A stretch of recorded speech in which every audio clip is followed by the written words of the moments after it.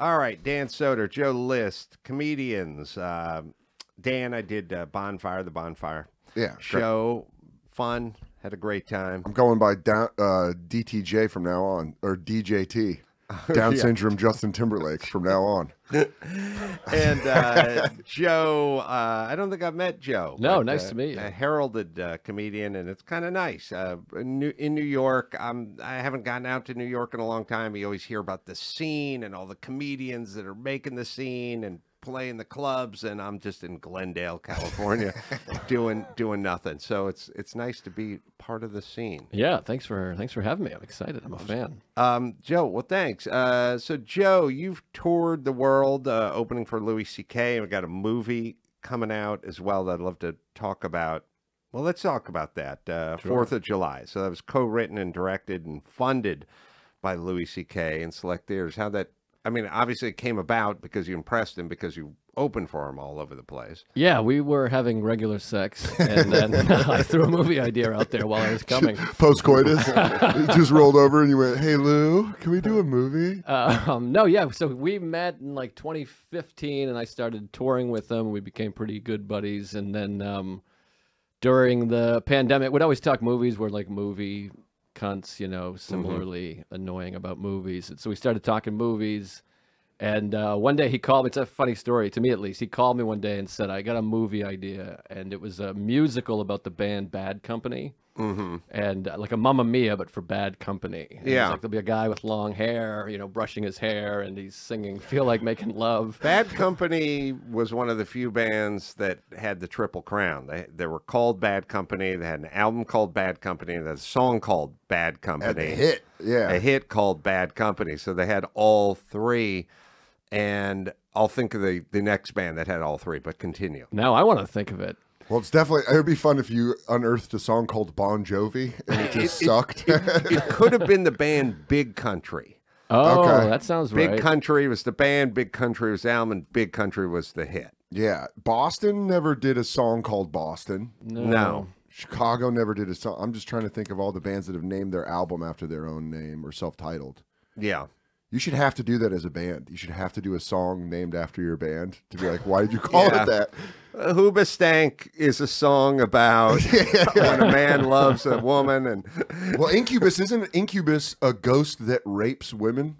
Oh, Dan. I assume all ghosts rape. Because why bother dropping When in? you're in the other realm, there's Yeah. really no laws. There's no don't ask, don't tell, you're gone. There's no real jurisdiction. That's the big benefit of being a ghost. Yeah, they go, Yeah. dude, the rape is very available. Yeah, I hate to tell you folks, but your grandfather's out there raping people. Well, don't use a Ouija board because you're going to find out your family's raping. And if you think about it, they show up in the bedroom Yeah. at night when it's raining. Yeah. That is rape. And it's a very Time. it's a very rapist move to just shut a cabinet aggressively and Right. get them to look over and be like, "I'm gonna fuck you now." But no one ever said, "I spotted a ghost in the breakfast nook around 11 a.m. Yeah. Like, it's always in the bedroom. It's Oh, always right. at night.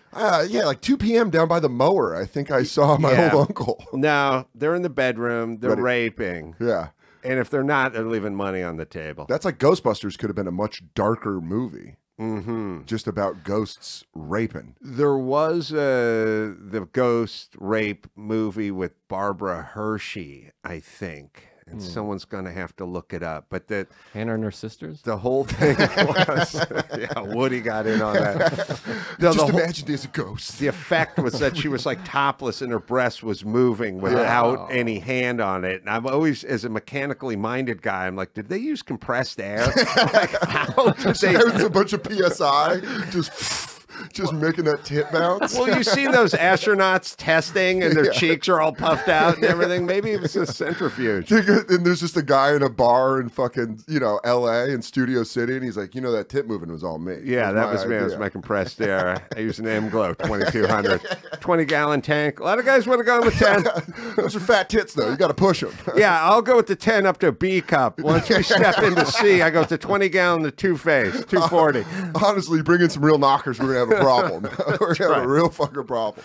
All right, the movie. Sorry. Oh, yeah. Right. So anyways, he pitched a movie about Bad Company, and I just felt like, I don't know, it doesn't sound doable. It seems difficult. Can I ask you, Joe and I have been friends for over 15 years, came up through comedy together. You know, he was the one that like put me on in Boston, and we used to sit around drinking and like talking about Louis when he put out specials, like at the bar. Me, him, and Nate Bargatze would be like, that joke's good. We didn't like that joke, and we'd like argue about it. And then he became close friends with Louis C.K. Now I don't talk to them. Yeah, doesn't even pick up my calls. That's what exactly the arc of Jimmy Kimmel and Huey Lewis. Jimmy Kimmel used to sit around and listen to Huey Lewis records, and then all of a sudden they're going fly fishing. Yeah, that's crazy. That's fucking crazy. But the thought of Joe getting pitched a movie, Joe's very good at saying no or that stuff sucks. So it's weird to think of Louis coming with you at an idea and you being like, no. I was like, well, I wasn't mean, but I was like, I just don't see it. It seems complicated, and the money to get the music and a musical. And I said, if you had come to me with like a murder mystery black and white film, and he's like, oh, that's interesting. And we didn't do that, but we had started talking movies, and that's how it started. And then we just kept talking about it, and then eventually we made it. Yeah. Well, tell us about it. Well, it's very sort of autobiographical. It's about it's similar to my life. It's about a guy moves to New York. He's a jazz pianist. That was Louis' idea. I wanted to be a porn star in the movie, but he didn't care for it. But anyway, he lives in New York and gets sober, and his wife wants a kid, but he feels like he's too anxious. So his therapist tells him to confront his parents, which is the story of so many adults these days. And I'm just always fascinated. My wife and I always laugh about the idea. We have the same therapist, and he's always like, confront them, tell them. I swear, he sounds like he every time in therapy when you're like, I have a problem. My grandmother's 94 years old. Yeah, she's 94. She's on her way out, Adam. Confront her. Confront her. I'm like, yeah. No, she calls me my dead father's name all the time. Yeah, I can't confront her. And also, it's never good. It never works. Well, that's the premise of the film. Every single kid I ever talked to on Loveline who was given up for adoption and wanted to go find the biological parent, it's either super boring and lackluster or usually just a shit show. Yeah. And they never accept it. They never embrace it. They never internalize, or they always give you some story about what they went through. Yeah. And what they went through is always worse than what you went through, because it was a worse time. Like, of course, you didn't have air conditioning. It was 1922. You know, we didn't have a smartphone. We used to have to have rotary. We used to take trolley cars. You know, I'm supposed to confront a woman that was born in Oklahoma during the Great Depression about how I feel.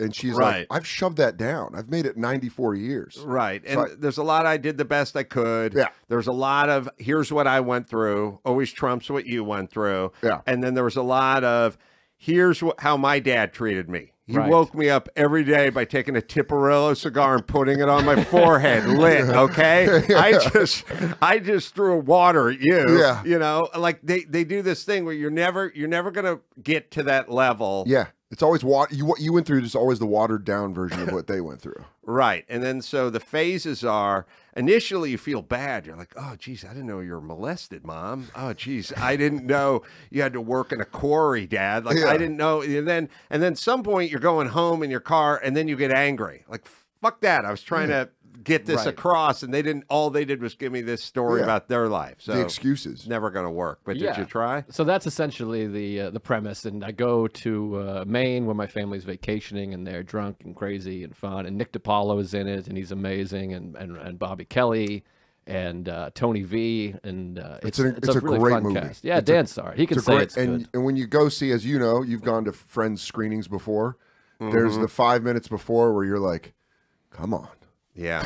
Don't suck. Yeah. Don't be too good. but don't suck. I think we're right in that sweet spot. Yeah, you're like, I don't want to feel like shit when I leave. I want to be proud of you, but nah. You're looking between 63 and 71 on Rotten Tomatoes. Yeah. If you're down in the 30s or up in the 90s, both are bitter pills for the poor comedians watching. We're in the 20s currently, but that's critics, but audiences in the 90s. Yeah. Oh, really? And the Wall Street Journal called us one of the best films of the year, which is the best newspaper in America, if you ask me. So this is an interesting question, because I have many efforts in films and documentaries and things that are on Rotten Tomatoes.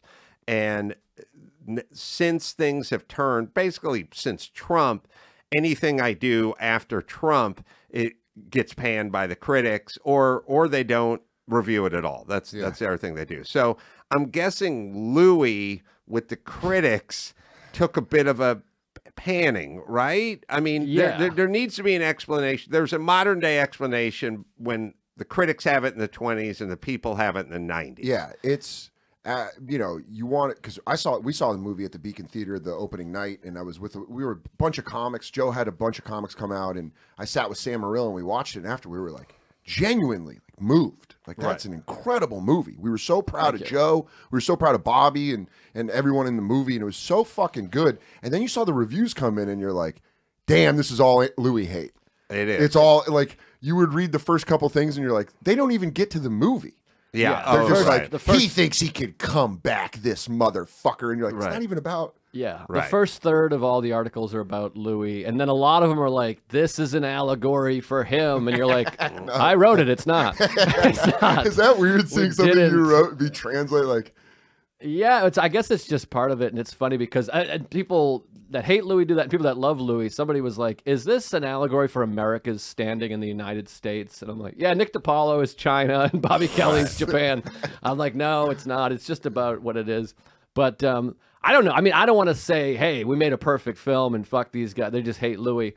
But I do think a lot of them are unfair. And some of the criticisms, that when they get to the criticisms, I'm like, that's not true at all. It doesn't make any sense. But, you know, but the audience seems to really enjoy it. So, well, it's interesting because I was kind of wondering about the criticism and the critics in Louis, because like on one hand, if anyone comes out with anything who's even remotely perceived as conservative or right wing, they just trash it every single time. But then I'm like, Louis, yeah, he's had a couple faux pas, but he generally is liked in those circles, or he was, right? He was kind of a comedian's comedian, you know, pre all beating off into a plant or whatever.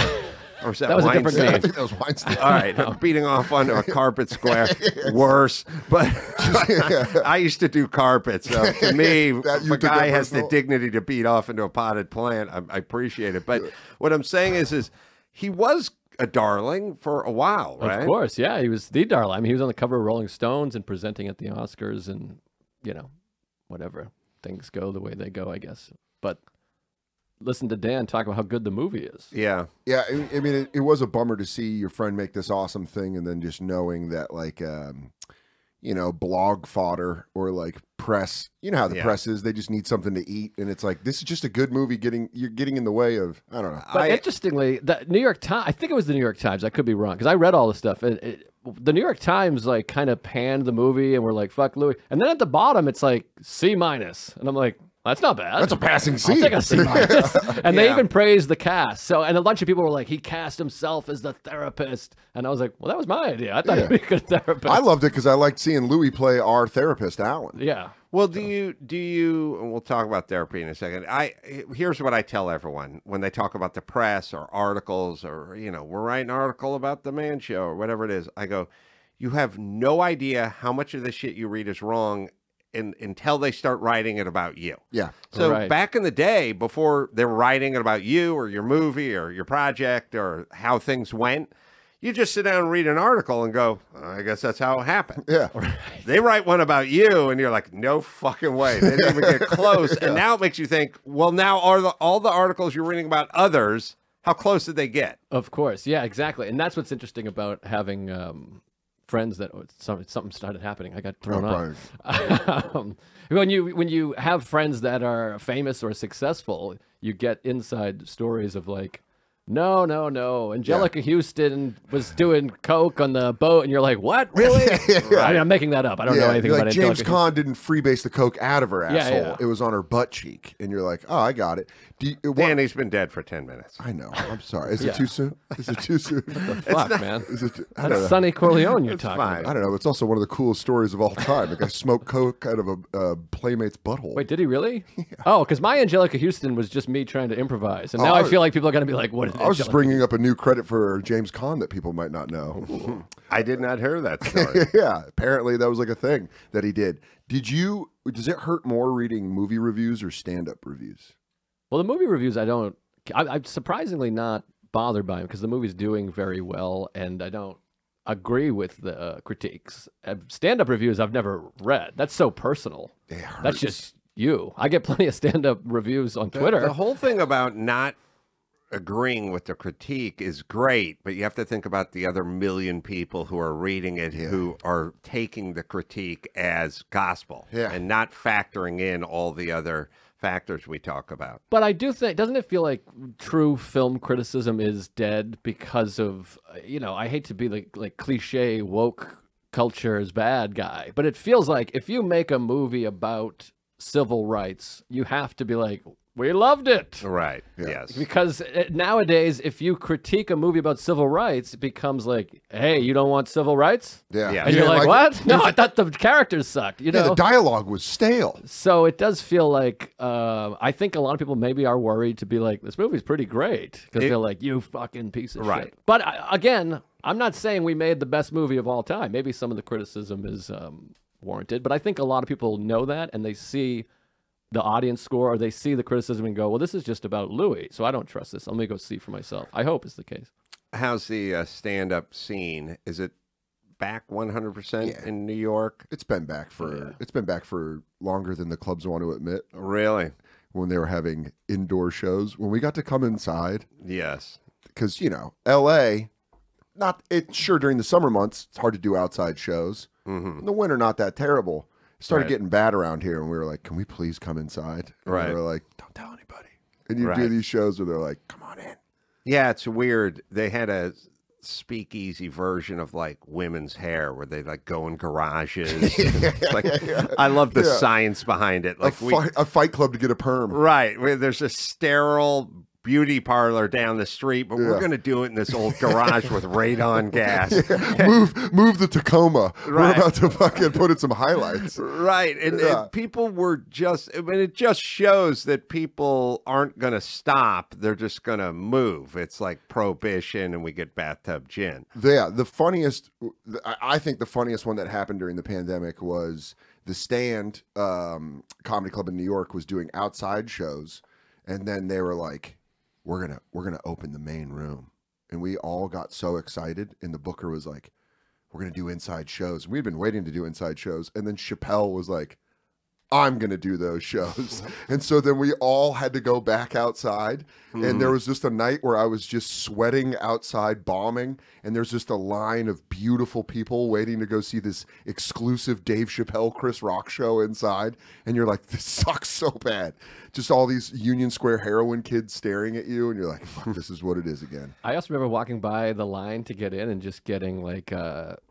heckled, chirped, whatever the word is. Just a bunch of guys being like, look at those sneak. You look like an uncle, my uncle at a volume. I was like, hey, man, I just did a set. Let me walk by. Shut up, dude. I'm just trying to work. It was a bunch of kids just trashing me. How do you guys reconcile or even sort of think about that's something that's always kind of vexed me is like there is the Chappelle's and your Chris Rocks and Louis and guys like that. And you go, oh, these guys are really good. But then I see so many comedians where I go, oh, that guy's really good too. But no one's really heard of that guy, or maybe that guy's playing clubs and these guys are playing, you know, huge venues. Yeah. And you go, how much of it is a like sculpting, shaping of the career versus happenstance versus, you know, why is one song a #1 hit and you know many songs that are like better or as good but never got the spins and never caught on? Like, you guys think about that, like comedically, like we all know really funny people. Yeah. Maybe some of them are in this room.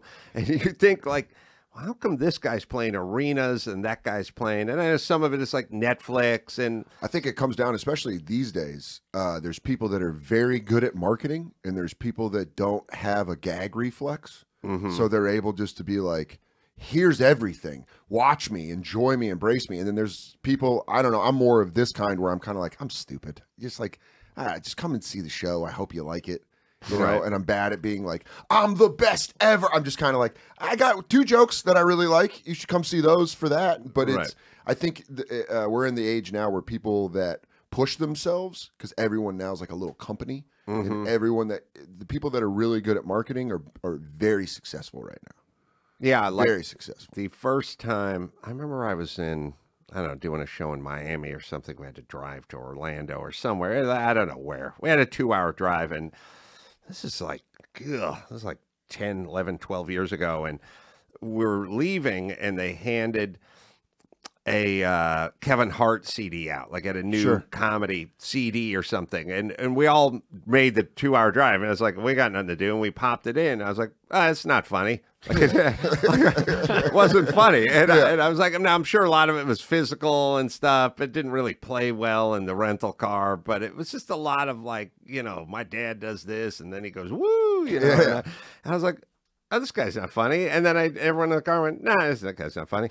And I was like, the biggest comedian on the planet. Right. Now, the motor is definitely there. Like, you cannot argue with the motor. Yeah, the guy works probably harder than anybody in business. I think that is true, like with everyone pushing, but there is like a flip side that is good where people can find you now because of podcasts, because, you know, like they see one thing and they're like, I like that guy. And then they can go find stuff of yours.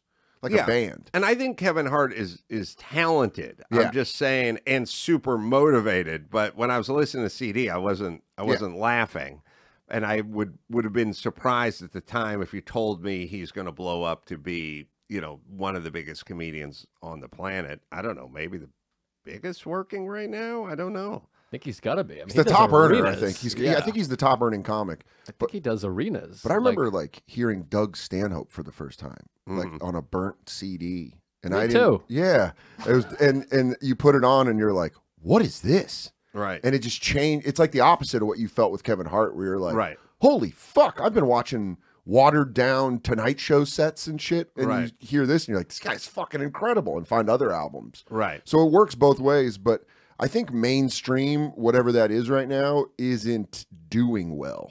It's because it's like there's so many rules, and there's so many, like the old school way of doing stuff of like, do a Conan and then you do a Comedy Central. Like Comedy Central's gone. Right. They don't do stand-up anymore. Netflix, they're not really at one time they were like, oh, you want to get a Netflix special. And now people are like, Joe put out an incredible special this year on YouTube that you can just watch for free. Dan's my hype man.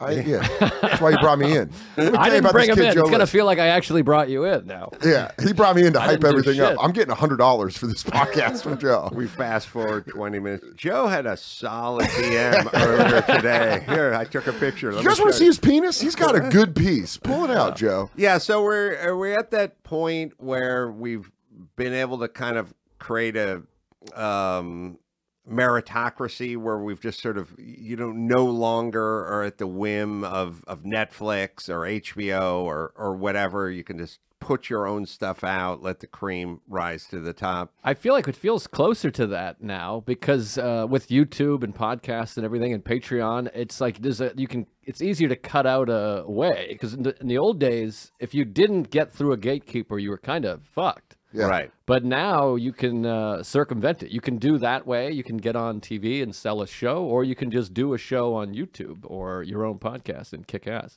I mean, there's guys that are making millions of dollars that have never been on network television ever. Yeah. How does the process work? We'll start with Dan. Like thinking of a joke, like a concept. Is it like a lot of people say I write on stage? Some people say I carve out time to write every day. Some people just sort of go about it, and you know, stuff just comes through their transom. I think you have like a funny thought. I think it's like just kind of like how it always is, where you're just like, oh, that's funny, and then you like, I'll call Joe and be like, does anyone do a joke about this? That's like the first thing, and then they go, no, and you're like, you sure? And you call like David Tell does that to a lot of comics. Oh, he does. He'll just call and be like, anybody doing a bit about this? And it's always so Dave Attell that you're like, what? No, it tells the best. He's like, have you ever heard a bit about a guy with one arm on a unicycle on Halloween night? And you're like, no. Anybody doing anything about bisexual dolphins? And you're like, I don't think so, Dave. And he's like, you sure? I think Greg Rogel has a joke about it. And you're like, he doesn't. But I think that's always what's made New York scene like very strong is that like people are going to watch you. Comics are watching comics. Like LA, whenever I go, everyone's always out in the lobby and they're like, oh, the crowd's so great. New York, you'll like see guys in the back of the room and you're like, fuck, because it's your coworker. It's like when you were a carpenter. If someone was watching you frame a door, you're like, all right, this guy's watching me. I want to do well. I don't want to suck. Yeah, well, trying to think. Yeah, usually the guy was paying me, so I don't want to suck. But yeah, if you have any carpentry questions, I'm happy to answer them. I'll tell you one thing about carpentry is I didn't know there was going to be this whole crazy renaissance of everyone building a studio somewhere. Oh, yeah. And I could have really cleaned up in the podcast world when I was a carpenter, because this would have been right in my wheelhouse. Like I was a finish guy, but I could do furniture and stuff. I could have made this desk. I could have hung that door. Could have put that basin case down. Yeah, you would have been like Marin's guy, and then he's like he doles you out. You know what I mean? And then it's like that's like the LA thing where they're like, you got to get this custom Carolla podcast studio. No, it's like that with cameras now. Everybody has their own camera guy. Like if you are decent at videography now, you can kick ass because every single comedian has their own guy following around. Well, Marin reminded me of something that I was thinking about, but I'm interested in getting your take on it because I'm out here in New York. I've been out here in a couple of years, and I've been just making the rounds, but I've been talking with comedians and doing shows and doing podcasts and all that. It all seems very equitable. Like everyone's a family. You do his podcast, he does yours, she does his, and it's just this kind of family. And it has a kind of a it has a kind of utility to it. Like, well, you want that guy to come on your podcast, right? Okay, well then do his podcast, and then you'll both be on, each other's podcast. And when I started, it was kind of that way, like a million years ago. Yeah, you'd go on Joe's podcast or Mark Maron's podcast, and they'd do your podcast and whatever. And then at some point, it started to break up, and it became sort of like, well, you can't do Letterman if you're going to do Leno. If you're going to do, then you're the Leno guy, or the Letterman guy, and then it sort of got kind of parceled off or something. And I always thought it was weird, and I also thought, fuck these guys. Like I always invite anyone can come on my podcast at any time, and now I don't get the invite back because now you've got your podcast, and now you've established your podcast, and maybe this is the theme of your podcast, and I don't fit in or whatever, but. Then I kind of came out here, and now there's this next wave of podcasters, and everyone seems pretty magnanimous about sharing guests and hosts and things like that. But I don't know if you guys have a sense of that. And maybe New York is different than L.A. Yeah, I don't know. I mean, I think it's because we're all friends, and so it's like, you won't do someone's podcast not because you have a problem with them, just because they haven't asked. And then all of a sudden they ask and you're like, yeah, I'll do your podcast. And they're like, oh shit. Okay. And sometimes you forget to invite people. So I don't think it's as tribal as maybe as that, but, LA podcast, I'm never on any of them. So I'm just kind of like, oh, fuck LA podcast. I know. You have like the two worst businmen on the planet. We are, basically just like, curmudgeon, like New York curmudgeons. Well, we'll just do that. Sorry. Go ahead. No. Yeah, there's a physical part to LA, which is there is a kind of topographical part, which is this guy's on that side of town and this guy's in Santa Monica and that guy's over in the valley, and there's an explanation that's sort of physiological, like a physical one, which is it's so hard to get to this guy's podcast. There's like a little bit of that, but in general I feel like the sharing in LA isn't quite the same as the vibe in New York. I feel like everyone's on each other's podcast, but now there's just fucking too much podcasting now. Colin Quinn always says, he's like, we're living in a time that you can get destroyed for something you said, and every comedian is recording everything they say. Yeah. Right. And it does get in the way sometimes where you're like, when am I supposed to create? Yeah. Most of my life is talking about if I'd eat cum for $100. It's like 3 times a week. I'm like, would you suck a dog off? And you're like, what are we doing? Yeah. And it's hard, but you know, you want to do, it's a good way to make a living and get your shit out there. So it's tricky. Because like we were talking about, there's no more mainstream, do Conan, do a spot, you know, late night special. Then now you have a fan base. Now it's like you can go on a podcast, do well, and all of a sudden you're like, I sold out in Tacoma. Right. And you're like, how the hell did that happen? You're like, that guy's got 1 million downloads. And you're like, oh, cool. And then it builds your fan base. So it's this different, you stumble into it sometimes. But sometimes you're building their fan base on these lower level podcasts. And then they'll say, hey, why don't you come do my podcast and plug your special? And I'm like, but your podcast has 300 listeners. I'm coming to plug your podcast. What's even crazier is when a podcast that you help out in the beginning becomes massive and then you're having a hard time getting back on. Yes. Are You Garbage? Phenomenal podcast. I love it. I love it. But I remember during the podcast, when they created it, they're like, hey, can you do this like weird thing? And you're like, oh, this sounds fun. And then you do it. And then 2 years later, it's like the biggest podcast. And you're like, I did it 2 days ago, I think. No, 100% happened with me because I was the biggest podcast for years. Yeah. And so everyone would want to come on and go, like, I'm starting a podcast. And I would say, fine. And then when they went off and then their podcast got big, they stopped inviting me as guests on their podcast. They're like, oh, we're going to have Obama on. Yeah. And you're like, you begged me. You guys. And also in general, I'm not really offended. It's more like, anyone can come on and talk about anything at any time. It bothers me that people have rules, and especially rules. Your rules from when you're starting to rules when you're big shouldn't change. I mean, it is true that you'll get better guests and so on and so forth, but have a little memory of those who were there and sort of magnanimous at the beginning. I think that's a lot of people now is like they forget who they were. And then now they're just like kind of posturing in the moment. Well, I think a lot of it is just a pure sort of human necessity. Like you go, I need that guy to do, you know, like when I started 1 million years ago, the first podcast I ever did was Bill Simmons. Yeah. And Bill Simmons used to need me to be a guest on a show. We were friends, but he needed me. He was like, I don't have a guest. No one knows what a podcast is. You're funny. You know, it's on the way home from work, you know, like do my podcast. And I would do his podcast. Now I don't really do his podcast anymore. We're still friends. He just doesn't need me. Right. He doesn't wake up going, shit, who am I going to get on my podcast? Yeah. And some of it is like you can call it selfish or self-centered or, oh, he thinks his shit doesn't stink anymore. But a lot of it is just like being hungry versus not being hungry. You know, when you're not hungry and you have someone going, where do you want to eat? You go, I don't know, let's walk for a little while. And they go, you don't want to stop at the Arby's? And you go, nah, I think we should keep walking. It's like, well, you're not hungry. You're not really being bad. Yeah, you're I used to not into it. When I had no money, I ate Subway 3 times a week. Because I'd get a foot-long sandwich and split it up. Then you molested those kids. Yeah, then did a little fucked all those kids. I did my time. I'm out, and I won't touch this shit.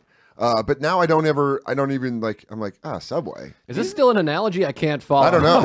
I'm just hungry. And now we're just talking restaurants. Do you guys agree with me that Quiznos toasting their sandwiches is an allegory? I thought it was an allegory. I didn't know what we were doing. When Jared gets out of the joint, he's going to be jacked. Shouldn't Quiznos hire him and just go, look, we understand this guy is he's a convicted pedophile. This is how good our sandwiches are. We toast the pervert off him. We toast the pervert. We grill him until he's no longer a pervert.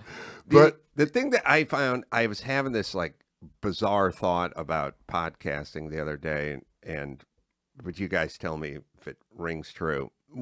I was doing sketch comedy at the Acme Theater. I went from the Groundlings to Acme in LA, blah, blah, blah. And they had the director, Acme, you know, and he was a friend of mine, and he would watch me work and do sketches and do improv and do all the stuff that goes along with being in a troupe, you know. And like one day we're just hanging around. I'd been at it for years, through the Groundlings and through Acme and everything, and it wasn't just nothing was really happening. And I said to him, where do you see for me? Like, you've been watching me write, you watch me on stage, you watch me perform, improvise. Like, what do you think? You know? And he went, you need a job where you just talk all day. And he didn't say radio. The thing that was funny, he didn't say radio, and he didn't say stand-up, he didn't say sitcom. He just went, he made up a job. I realize now, like, if he meant radio, he would say AM talk. You know, that's you, or FM talk, or drive time, or something. He never said radio.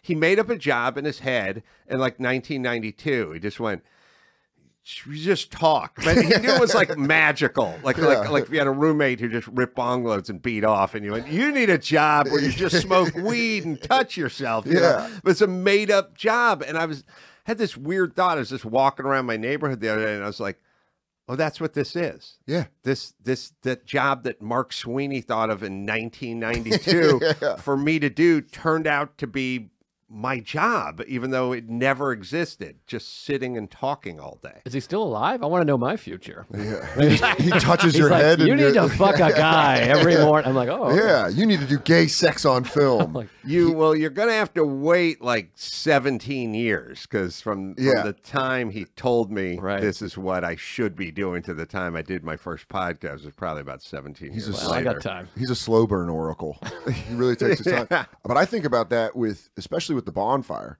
because you know, Sirius XM, I worked in radio at like a rock station in Tucson, and then I moved here and was doing stand-up, but I worked at K-Rock, and then I got fired. And you've worked in radio. It's like when you get fired from a station, you kind of have this thing of like, well, fuck doing this job. Right. These people are all worms. I hate it. It changes so fast. So I was like, this sucks. And then the fact that we're doing the bonfire on Sirius XM was kind of a thing of like, man, this is the exact thing I would get fired for at every other job, which is sitting around with my friends talking about some crazy shit we saw. Yeah, it's nice. You know, I went and did the show yesterday, not as you hear this, but as my New York travels. And my vibe on that is, you do a lot of podcasts. I do a lot of podcasts. Yeah. And a lot of podcasts are like, you know, oh, yeah, are you allergic? Because my cat sometimes will jump in your lap, you know, and my mom's making top ramen. If you want some, tell her now. Like, there's a lot of weird going to people's houses and walking through porches and stuff. It feels a little unprofessional. And then there's terrestrial radio, which is like, it's what I'm used to, but it's also like, involves the man. Yeah. You know, and a lot of like a clock and breaks and hard outs and news and traffic and top of the hour and all that station checks, and you got to get the thing out. And so going and doing your show had this kind of salty sweet mix to it, which is like, there's an air of professionalism here. Not the host. I was gonna say the environment is definitely professional. The equipment is top notch. No, it like was a nice vibe between long form, say what you want, but there is a format, there's a break, there's a window, there's a control room, there's an engineer. Like, people have headphones on. I think it's the equivalent of when you could go drink at a friend's house in high school. Where you're like, oh, your mom's home. She knows we're drinking. Right. We shouldn't be doing this. But there's still, you know, there's like some rules. Right. But you're breaking, you know, you're doing the stuff that you can't do everywhere. You're not at the park. Yeah, you're not at the park. Exactly. Yeah. You're not going to a park for a podcast. You're like in someone's house. You're like, this is all right. Not bad. Because we were always waiting to get fired, and now we've been there for 7 years. And you're like, all right, well, yeah, it's nice. It's nice that there's so many outlets for so many voices, and then there's always that thing where it's like, you know, there was one hard seltzer White Claw like 4 years ago, and you go, okay, and now there's 7,000 hard seltzers, and then you go, how do you make room on the shelf? Like, how do you even get into the market? Like, how do you get into the zeitgeist? Like, how do people even find your hard seltzer with all the other hard seltzers out there? That's the hard part, you know, because Joe and I both doing stand-up, we've seen people that, I'm not going to say who the person is, but there's a person who's like a millionaire, and she was never good at stand-up. And Joe just had the funniest line one time where he went, I legitimately thought she was out of the business for 4 years. And then she just came back and was like, now she gives our friends jobs and shit. And we're like, this is pretty crazy because you see, when you're doing stand-up, you have to be good at stand-up. So when there were gatekeepers, sometimes they got it right. And you're like, oh, yeah, Rory Scovel rules. He should be doing this stuff. But now that there's no gates, you see people with massive podcasts starting to do stand-up. And you're like, you're doing stand-up to grab that road money. Because they're selling out comedy clubs. So you're going to clubs, you know, doing half full rooms for years. And then you see someone that's like, yeah, we do a biscuit podcast. And now, you know, we sell out every night at Helium. It's like Paulo used to always say, I'd have a better luck throwing my puppy in a fire and putting it on YouTube. But it really is. It's like you get, as a comic, you get fucking mad about it. Because you're like, what? Yeah. No, that's what happened to me. Like, I wasn't a stand-up. I did stand-up a little bit early, and then I got right into sketch, improv, and that was my world for a long time. And then I got into radio, and then that was my world. And then at the beginning days of podcasting, there was no advertising model. There was no revenue stream or model. There was no model. The model was you could use your show to advertise you going out and doing live dates, but I didn't have the ability to do live dates because I wasn't a stand-up. So then you have to sort of put together this kind of an evening with kind of thing. And I'd done so many colleges with Dr. Drew in the late 90s, and we played. I was so spoiled. Like I did open mics with like 4 people in the audience, and then I'd get bumped by Pauly Shore, who'd just show up there with like a notebook and read out of it for 40 minutes, you know, and I think that was my opening. I went right from that to 8,000 seat basketball arenas in huge colleges that would be sold out, and huge 3,000 seat auditoriums because the guys from MTV's Loveline were coming to your college campus, and they just give all the tickets away. Yeah. And I went from performing in front of 4 people to performing in front of 4,000 people, but I got used to it. And then it came time to go out and try to make money doing a podcast, but you couldn't make money doing a podcast through selling advertisements. You had to sell tickets. Yeah. And then it came time to get an act together. That was weird. Was there a point where you're like, I don't want to do this? Like, can I just podcast and not go live? Because, I mean, I get a live podcasts are very popular now, but there's people that are doing like 5 headlining shows in a weekend when you're like, you've been doing stand-up for less than 2 years. I did stand-up. I don't know when my first live podcast was, but I may have been on the vanguard of that because I did shows at the Irvine Improv Live, like a live podcast show in 2009. You did Caroline's. Like at the end, and Caroline's. Because I remember sneaking in because when Joe and we were both drinking buddies. We were, you know, we knew the Did I go to that? No, I think I was like, fuck, that one's gone. I think we were drinking and I left to go by myself. It's one of those things where I was drunk enough to feel confident to walk into Caroline's and go like, I do Monday nights here. Can I sneak in the back? And they're like, sure, if you want to. But live podcasts are great. And again, like if I'm on the road and I don't sell a lot of tickets, the joke is always like, well, you'll have an America's Got Talent magician like Piff the Magic Dragon. Right. Will come in on Sunday or Wednesday. He's not bad. he'll sell out, and the waitresses can make their rent. Right. You know, but on the weekend, I'm trying to build an act. I always do that joke. I'm like, I'm at the stage of my career where in between shows, the waitresses have winter coats on. They go, "It was nice to meet you." Yeah, dude. Like, where are you going? Yeah, and it was the ones with the waitresses apologizing for you, where they go, "I think you're really funny. Sorry, nobody showed up." And you're like, and you could see them taking their apron off, and you're like, "Fuck this." But this is an interesting thing too. I'm not to bring it to another topic, but back in the day, like in the old days, the club brought people in. Like Ron Bennington said that he owned a club in the 80s, and he said, when I owned a club, if there was nobody there, the owner apologized to the comedian. Yeah, right. Now the comedian apologizes to the owner. Like there's no there's no what do you call it, responsibility for the club to bring people in. Yeah, it's interesting. It's an interesting shift because when the clubs comedy was exploding in the 80s, you would just go see a comedian. You Yeah. would go see your comedian. It was just the comedian. Let's that go to was up the there. comedy show tonight. Yeah. It's crazy when people still have that line of thinking. But it's also kind of reminiscent of like when I was a kid. It's like, we're going to the movies. Like, what's playing? Air conditioning. I don't know. Jujubes. Like, we're going to the movies is what I'm telling you. It's like now it's really specific, like which movie. But some people still do that because I just did Q&A for our film, 4th of July. And this lady, I did Q&A for one screening, and it was fun. And then it went long enough that the next screening was coming in. The guy goes, why don't you introduce the next screening? And I went in and I said, hey, there was like 7 people there. And I said, hey, you're about to see my movie. And then a lady was like, had a mask, and she was like, what is this movie? I had to be like, what?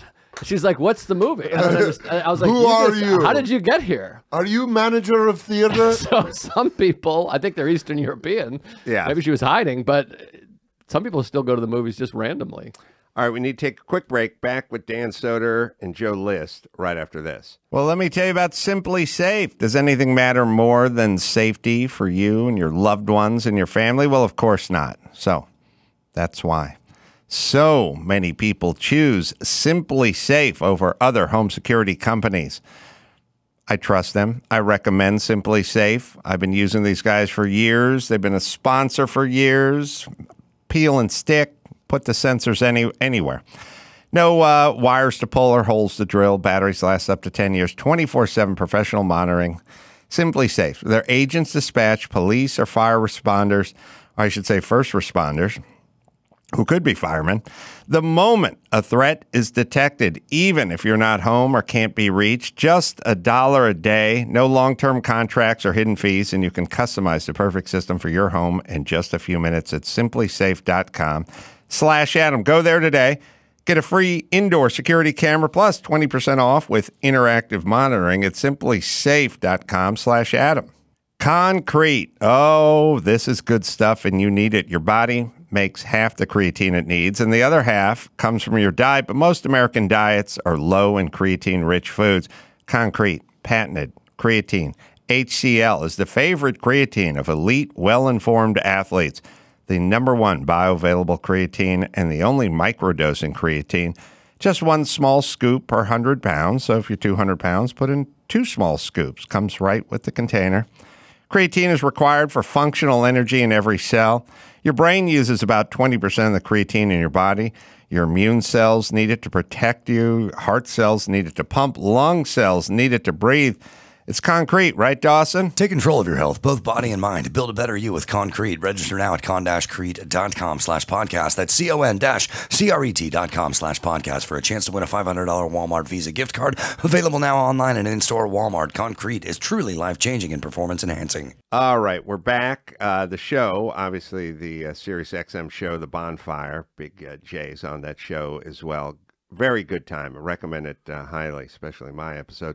Monday through Thursday, 5 to 7 p.m. on Channel 103. And Joe's got a podcast. Tuesdays with stories. And, Mark Norman, our friend, is also co-host. So, between the two of you, that's a lot of funny for a podcast. Oh, thank you. Yeah, we feel confident we have a very funny show. We got about 15 minutes left.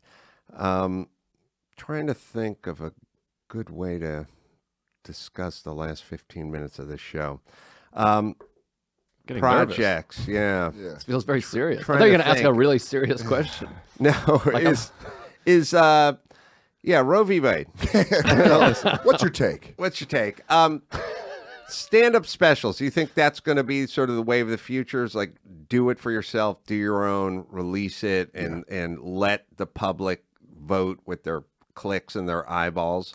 It feels like it. I mean, it feels like making live performance, personal appearance is the way to make cash. That's how our friends are all rich. If not Patreon, it's personal appearances because you sell the tickets by just getting as many people to see it. It feels old school. It feels like watching like Metallica behind the music of them just selling tapes out of their truck. Yeah. Well, it's weird. We were talking about doing live podcasts, and like I said, I was very early money on doing live podcasts, but I was saying it's just an old timey radio show. Like where It's all yeah, they'd have an audience in a theater. They do their mics. Yeah. They do the Foley sound effects of the lightning and the thunder and everything. And it was like people used to go watch a radio show being taped essentially or done. I've been working on my live thunder. You're Foley with your sheet metal. I have all the things, and get ready to see my take on The Shadow coming soon to a radio. It's crazy how it all goes in a circle, because like podcasting was radio they said was dead because of iTunes, and then like podcasting got big, and you're like, that's just radio, that's big, and now stand up, it was like, oh, everyone would go on the road to then do a special, but now you do a special to go on the road. Now you can put something out, so you're like, hey, come see me in these cities. I'm interested in your guys' take on this phenomenon. And you're sort of old is new again. Like, so the podcasts are like long form conversations, and they're very popular, and people love these long form conversations and podcasts. And then you go, oh, these kids with the TikTok and everything's got to be a 10-second soundbite. They have no attention span. They're all staring at their screens all the time. And it's like, so on one hand, everyone's lost their attention span. They're in a movie theater looking at their phone while the movie's going on, and they can't concentrate on anything, and they're constantly like driving and texting and multitasking and everything. On the other hand, there's long form podcasts and people are listening to it like an old timey talky radio show. So like, which is it? Well, I think a couple things about that. One, I think podcasts, you can multitask. You can listen to it while you're walking around or at the gym and stuff. But I think about this too, because they talk about this attention span, and I do see it. I do agree. But also, everybody's into shows. They're like, have you watched all 7 seasons of Peaky Blinders? It's crazy. Which is not a...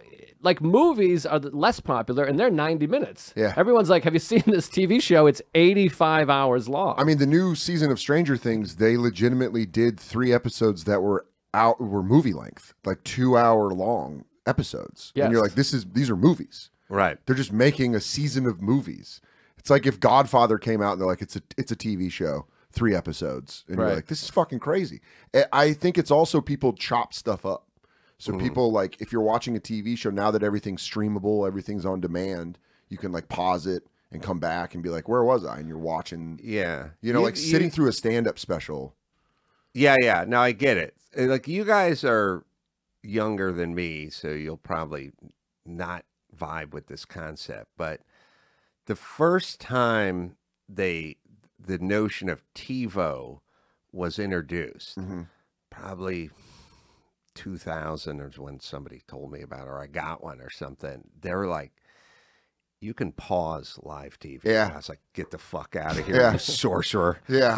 I'm a Christian. Yeah. You know, and they're like, you can stop it.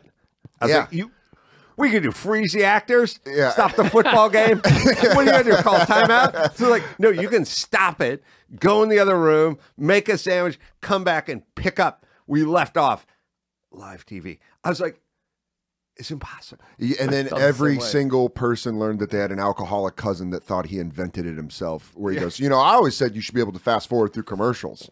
And you're like, well, you didn't invent that. Oh, fuck the people where their wish is somehow they've usurped that onto inventing the whatever. Like, you should be able to get from New York to LA in 15 minutes. And I've been saying it for a long time. And I didn't work on the Hyperloop. I didn't do anything towards it. I didn't. Ron will tell you, we're in the Chevelle, right? We're coming from the lake. That was TiVo. It's like one of your friends being like, I've always said you should be able to record TV. And you're like, well, yeah, because it's just it's a convenient thing. Yeah, shit you wish doesn't make you Einstein. Yeah. Right. Yes. I remember similarly being in high school in like 1998, and our communication, whatever he was the TV guy, whatever that subject was called in high school. AV? Yeah. Jeez. Back in my day, it was like they had the AV group. Yeah. Club. Windbreakers and pushing around TV sets. But I remember him talking about, and his name was Mr. Belden, not Belding, but Belden, close enough. But him saying, in the future, Blockbuster video won't exist. And this is like, the internet was around, but it was whatever. And this is late 90s. And he was like, on your TV, every movie will exist. And you can just choose the movie. You won't have to go to a video store. And I remember thinking, fuck this guy. What the fuck? And it's the same thing. I was like, what do you, I literally, legitimately was like, all the VHSs in the world are going to be, or the DVDs, whatever it was, are going to be in the TV. Yeah. I couldn't wrap my head around the idea that I could just pull up any movie. You know, I wonder, so like we came from like an analog time. So the digital world of like everything is going to be in your phone, you know what I mean? More computing power than the Apollo 1, you know, like it's like, so for us, we grew up like superstitious natives, and we saw stealing your soul. We saw a Bic lighter for the first time, like whoa, and held sticks up. You know, this guy's a sorcerer. Flame is coming out of his palm. You know, on command. You know, but I realized like my kids. I got 16-year-old twins. They grew up with TiVo, with the smartphone, with how about just the fucking fact that you can film anything from your phone? Crazy. You know what I mean? Like when I was growing up, something I had to wind cameras or battery packs or whatever. The whole point is that I remember the first time we did like a man show retreat. We were shooting wraparounds for like the best of or whatever. We were some dude ranch in Montana or something, and one of our producers, like Doug, like showed up, and he's like, we're gonna party on Saturday night. I'm like, they got a boom box or wax something to place wax cylinders or xylophone or something I could play. And he's like, I got 100 songs all on my computer. And I was like, how many CDs does your computer hold? Because there's like CD. Yeah, you needed a thing to carry the music. You put them in the trunk of your car if you're doing good. Yeah. You know? And it was like, no, they're all in it. And I was like, no. That was like in 2001. Yeah. But my kids are not going to be impressed by anything because Elon Musk already took his car and put it into orbit, and their phones already have 3,000 songs and all the YouPorn you need. So I'm going to be telling them about stuff that seems fantastical, and they're going to go like, what's next, old man? Like, I heard you, big whoop. Whereas we still had that sort of Neanderthalian brain where we could still have wonderment, amazement. Yeah, shock. You could be shocked by something, by technology. It's going to be funny to see your kids turn 30, and they're going to come to you and be like, Dad, they're putting stories made out of trees. Right. And they put them on these sheets, and you're like, that's books. Yeah, those are books. It's crazy. They like cut up trees and make them into stories. Yes. And you're like, it's coming back around. One of the craziest stories of someone not adapting to the future is Rochester, New York. If you go there, there's like all these beautiful mansions, and you like drive around. There's a great comedy club there, Comedy at the Carlson, and you're like, we're going back to the hotel one night, and I was like, look at all these fucking beautiful old school mansions. And he's like, yeah, it was Rochester did very well when Kodak film was very big. And then a guy came to Kodak film and was like, hey, it's all going to be digital. It's all going to be digital. And Kodak film was like, no, it's not. Get the fuck out of here. And now you see Rochester's like not doing well financially because a guy was like, fuck that. That's not the future. Yeah, there is something though interesting about like the analog process, and that I was interviewing Greg Gutfeld yesterday for my pod, and I noticed on a show he has a lap full of notes. Like he gets a Sharpie notes. He had it with him when I was interviewing him, and he was like, I was like, you're not typing in your phone, you're writing longhand. And I realize I do that too all the time. So notes. And he said, it's not really just about capturing it. It's about facilitating it. So it's like he'll start writing, an idea, but not really have an end. But the actual writing will sort of help create the physical writing will help create the end. And I don't know if you guys are that way with jokes. Like I just have buck slips and I just write stuff down constantly. I mean, we always carry little notebooks on us just to write the sentence because you hope that's what leads you to the next. That was kind of the thing. Is you go up and say that sentence and then you work it out on stage. Because you're like, because sometimes you'll write something and be like, this is funny. And then you say it for an audience and they're like, that's not funny. Sometimes You're like, fuck. I try to do this as a bit, but I feel like nobody related. Sometimes when I'm I spend so much time on my phone and the computer. I'm writing, and I know I'm writing a word wrong, and there's a moment where I think it's gonna correct. You're waiting for autocorrect. Oh, fuck. And I'm like, that didn't work. I'll get it where I'm like, where I write a word and I'm like, how do you, like, is that a word? I'll look at it so much writing it that I'm like, my brain will fold. And I'll be like, I don't know. What does this even mean? I did that with pants the other day. I was like, pants. And then I was like, I had to fucking put it away. Well, you might just have a brain tumor? Degeneration. Oh, fuck, dude, I have ALS. The saddest part is I was a horrible student, horrible speller, horrible reader. And I was trying to write in my phone the word eulogy. Yeah. And it had nothing for me. Like, I was like, eulo. No, Y-O. And I was like, come on, spell correct. And like, we got nothing, bro. Dude, you're not giving us a fucking clue. We help stupid people, but not. You have to know the ballpark of where you're going. Like you need 3 letters that are in this word. I always loved that Patrice O'Neill joke. On I was going to bring that up too. The restaurant, he goes, the Arant. What's the Arant? You can have my mother. Like, Mom, I'm sorry. The bananas. He goes, someone could hold a gun to my mother's head and be like, you got to spell bananas. And I'd be like, first of all, Mom, look at me. I love you. I love you. Banana. Banana. I was on Celebrity Match Game, and I got I misspelled bananas. Oh my God. On TV though, like do you remember prime time with Alec Baldwin? Fuck. Do you remember? Almost shot me.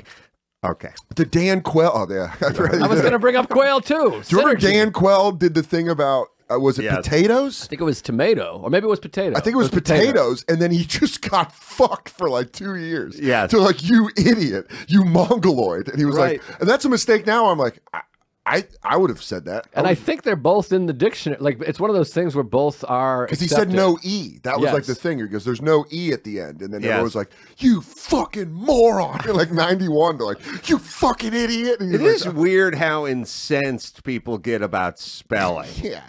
I mean, what's that really say about a man other than he didn't pay much attention in school?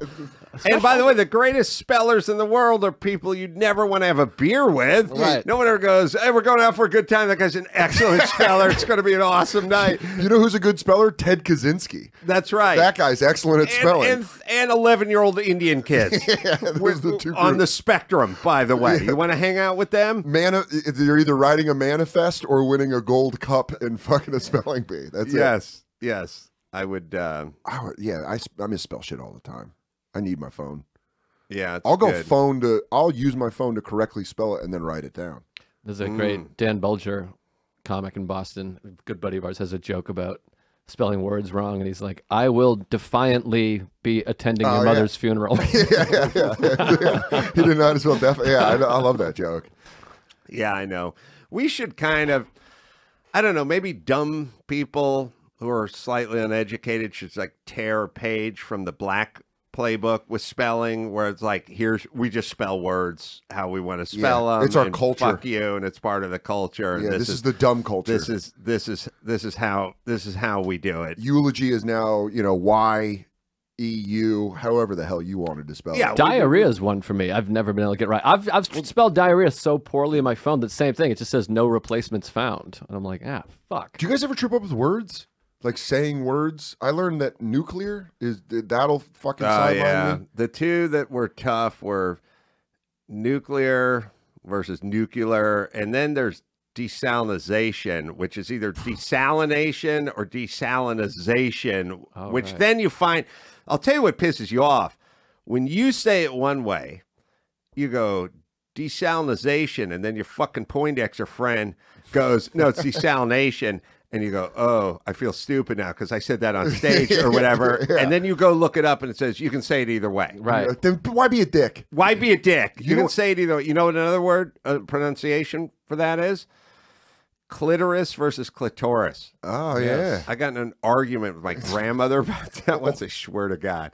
She said, "I heard you talking on the Loveline radio, and it's clitoris." And I was like, Gam Gam, it's And I clitoris. go, Dr. Drew says clitoris. And she said, she had a doctor friend. Yeah. She trumped me. She's like, well, my Dr. Samuel says it's clitoris. Yeah. And we went to my grandfather's dictionary, which was large print because he was blind at the end. And we looked it up and it was like, say it either way. But my feeling is like, isn't that a cop out if you make dictionaries and you're like, hey, do whatever you want? Like, no, we've turned to you for a definitive answer. Go with the flow. Go however you feel. Or never judge a tennis game because you go, is that ball in, baby? Is it out? Whatever you want. What's the score? However you do it. I had a bit about that with tinnitus. When your ears are ringing. Tinnitus. Which people think it's tinnitus, but there's actually an explanation that it is tinnitus. Because tinnitus, like tendinitis, is like inflammation. There's no inflammation.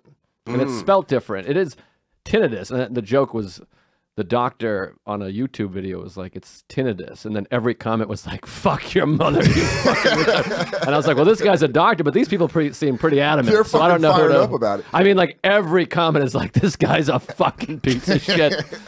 They started, what's weird now is they're doing it with countries. Like Qatar is now Qatar. Yeah. Some people call it Qatar, some people call it Qatar. And you're like, when did you guys, this is a recent thing. This They did it with Kiev and Kyiv. Yeah, these are all just college assholes trying to change it up. The second you start saying the Cannes Film Festival, they switch it back to fucking Cannes just so they can lord that shit and their degree over your head.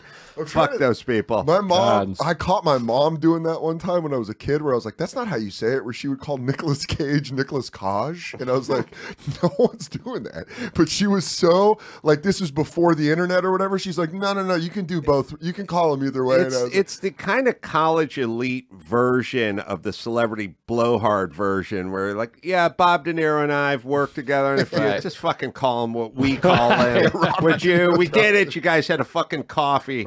In the green room. You don't get to call him Bob. Bobby and I really thought that this film... But check out Lulu and I's movie. I will Big plug Lou. that as we wrap this up. Big Lou movie. Dude, start calling him Big Lou. 4th of July in select theaters as we speak. And also, of course, Dan's show, The Bonfire. Very fun with Big J. Okerson. I'll give you guys some plug dates. Dan is going to be Phoenix Stand-Up Live. Great venue, great club. One of the cool kind of modern clubs that's also works. Yeah, you know, it's got a good vibe, even though it's a newer. I'm excited. It's the first time I've worked that club. I usually do the Tempe Improv, so I'm excited to move to stand-up It's live. fun. It's beautiful. August 18th through the 20th. So bring a parka. Tulsa, Kane's Ballroom. That'll be August 27th, and dansoder.com for the schedule. And Joe's doing Nashville, Zanies. That's another cool club. August 12th and 13th, and then you just go to comedianjoelist.com for all the schedules and all the dates. Hey, man, where'd the hour go? That was fun, you guys. Oh, yeah, it was super fun. Thanks for having us on, man. Thanks for joining me. And your parents are like from Knott's Berry Farm, like they're from Spillican Corners. Like they are provincial, you know what I mean? And they look very normal. And I never really got over that. They always take people off guard. Like my parents, people are always surprised that those are my mother and father because of how I am. So yeah, they always they're a great representation of me, and I'm a terrible representation of them.